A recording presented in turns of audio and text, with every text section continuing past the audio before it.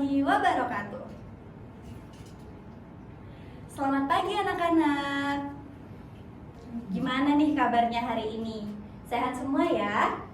Oke, kalau gitu sebelum memulai pembelajaran kita pada pagi hari ini, ada baiknya kita berdoa menurut agama dan kepercayaan masing-masing. Berdoa dipimpin oleh ketua kelas.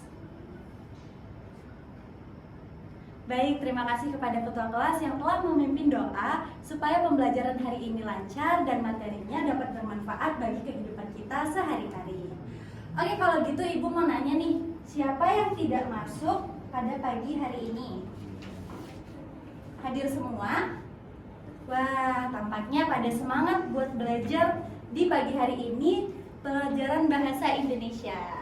Oke, kalian masih ingat gak materi minggu lalu itu mengenai apa? Ada yang ingat?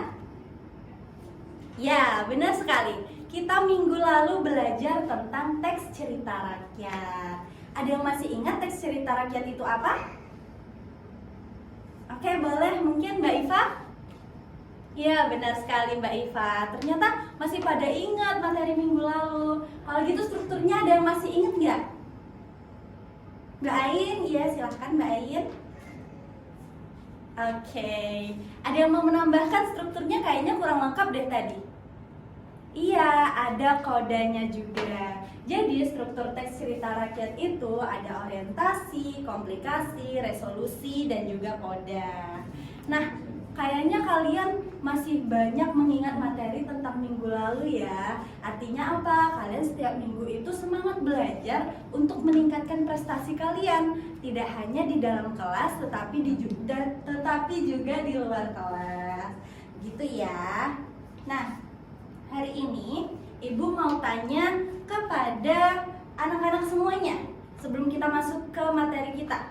Apakah di antara kalian sudah tahu nih mimpinya apa, tujuannya apa setelah tamat sekolah nanti, terus cita-citanya apa? Oke, boleh Mas Furqan, cita-citanya apa? Oh, Mas Furqan mau jadi dokter. Wah, keren banget ya cita-citanya Mas Furqan. Kalau Mas Yusuf? Wah, Mas Yusuf mau jadi guru. Kita doakan semoga semua cita-cita kalian itu tercapai. Oke? Nah, untuk bisa mencapai cita-cita kalian itu butuh apa sih? Bener, butuh doa. Terus butuh apa lagi? Iya betul, butuh modal untuk yang pengen jadi pengusaha. Terus yang paling penting apa? Yaps, yang paling penting adalah langkah-langkah. Supaya apa? Supaya prosesnya lebih terencana lagi. Nah, langkah-langkah tersebut itu berkaitan nih sama materi kita pada hari ini, yakni mengenai tentang teks prosedur. Nah, ada yang tahu nggak teks prosedur itu apa? Oke, boleh. Ya, betul sekali. Teks prosedur itu ada teks yang menunjukkan bahan-bahan. Terus ada yang mau menjawab lagi? Mbak Iva. Wah, Mbak Iva nih jawab terus, pinter banget. Oke, apa Mbak Iva? Iya, betul banget Mbak Iva. Mbak Iva absen berapa tadi? Oh, absen 8. Oke. Nah, sebelum itu Ibu mau memberitahu tujuan pembelajaran kita pada hari ini, yakni tujuannya adalah menguraikan definisi teks prosedur, menentukan jenis teks prosedur, dan juga menelaah hasil dan melengkapi teks prosedur dari segi strukturnya. Bentar deh, kok? Oh, ada. Oke, tadi dari beberapa definisi yang sudah kalian uraikan, ini adalah kesimpulan dari teks prosedur itu. Jadi teks prosedur adalah teks yang berisi langkah-langkah, aktivitas, atau kegiatan untuk menyelesaikan suatu pekerjaan. Tentu kalian udah pernah lihat tuh mungkin di beberapa kemasan makanan seperti mie instan, itu di belakangnya ada teks prosedurnya. Nah, kalian ada yang tahu nggak struktur teks prosedur itu apa aja? Ya, betul, ada judul, Iya, betul sekali Mas Furkon, ada langkah-langkah juga. Dan yang paling penting adalah ada tujuannya. Jadi secara urutnya teks prosedur itu yang pertama ada tujuan, yang kedua material, yang ketiga itu langkah-langkah. Oh iya boleh, Mbak Ain mungkin mau tanya apa? Perbedaan alat dan bahan yang ada di material. Oke, di sini ada yang tahu nggak perbedaan alat dan bahan itu apa? Ya, Mbak Iva, boleh? Iya, betul sekali Mbak Iva. Jadi perbedaan alat dan bahan itu, kalau alat itu yang tidak habis pakai, tapi kalau bahan itu yang habis pakai. Begitu ya. Paham anak-anak? Oke. Nah, ternyata teks prosedur itu memiliki jenis-jenis yang berbeda. Seperti yang Ibu catat, yakni ada teks prosedur sederhana, teks prosedur kompleks, dan juga teks prosedur protokol.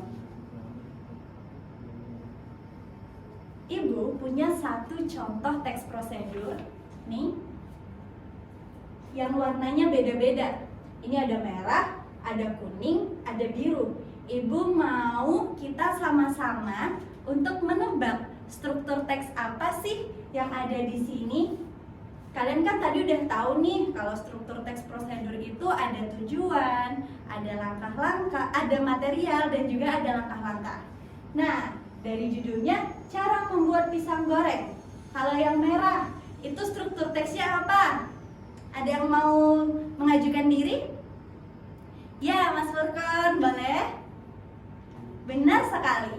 Yang merah, oke Mas Furkon ya. Yang merah itu adalah struktur tujuan. Kalau yang berwarna kuning, ada yang berani menjawab? Boleh tunjuk tangan.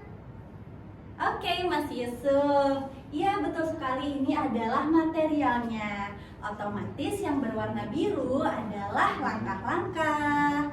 Nah, setelah kegiatan kita merekonstruksi bersama tentang struktur teks prosedur berdasarkan contoh, Ibu mau kita sama-sama menebak apa saja sih langkah-langkah mencuci tangan dengan baik dan benar.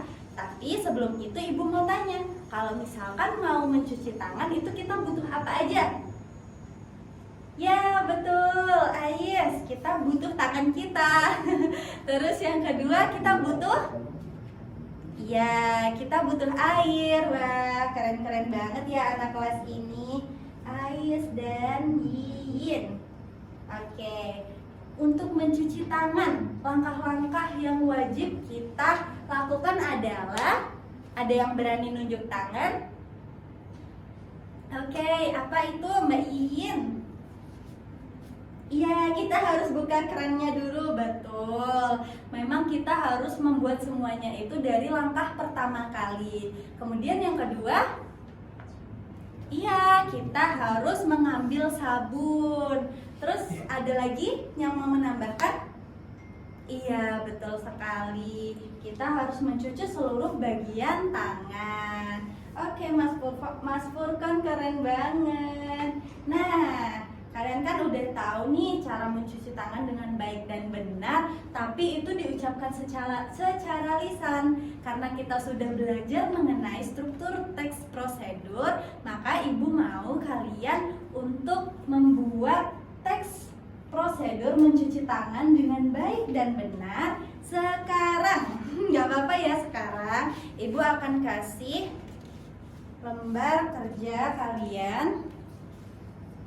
Nih, ini dikerjakan selama 15 menit. Ibu tunggu ya.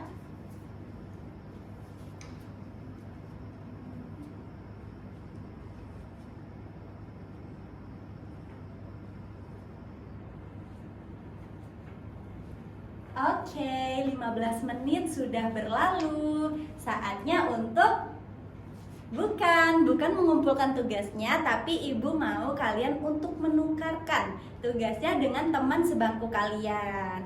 Kemudian karena kalian sudah tahu strukturnya itu apa aja, ibu mau kalian untuk melihat nih apakah struktur teks dari pekerjaan teman sebangku kalian itu sama dengan yang telah kita pelajari hari ini atau tidak. Oke, kita ulang lagi ya. Apa aja strukturnya? Iya, judul 2. Iya, betul sekali Mbak Ain. Kita butuh tujuan. Kemudian material. Betul Mbak Iva. Dan yang terakhir yang paling penting adalah langkah-langkah. Oke. Kita dulu ya. Nah, kalau misalkan punya pekerjaan teman kalian itu tidak ada bagian struktur tersebut, kalian boleh beri tanda silang, dan kalau misalkan ada boleh kalian beri tanda checklist. Ibu beri waktu selama 5 menit ya.